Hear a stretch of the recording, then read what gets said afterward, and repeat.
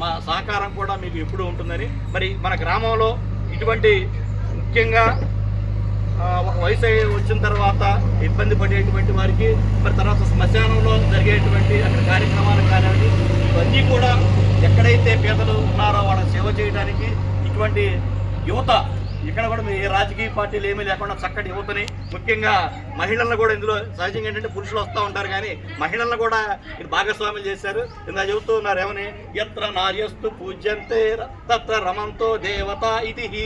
ఎక్కడైతే స్త్రీలను మనం పూజిస్తూ ఉంటామో, ఆరాధిస్తూ ఉంటామో, గౌరవిస్తూ ఉంటామో అక్కడ దేవతల ఆశీర్వచనాలు అనేటువంటివి ఉంటాయి. మరి ఇక్కడ చక్కటి దేవతల యొక్క ఈ యొక్క సన్నిధిలో మనందరి ఆశీర్వచనాలతో మన యొక్క సేవ ఈ యొక్క కార్యక్రమం మానవత అనేటువంటిది ఈ యొక్క సేవా కార్యక్రమం ముందుకు వెళ్ళాలని ఈ అవకాశం కల్పించినటువంటి పెద్దలందరికీ కూడా హృదయపూర్వక నమస్కారాలు తెలియజేసుకుంటూ సెలవు.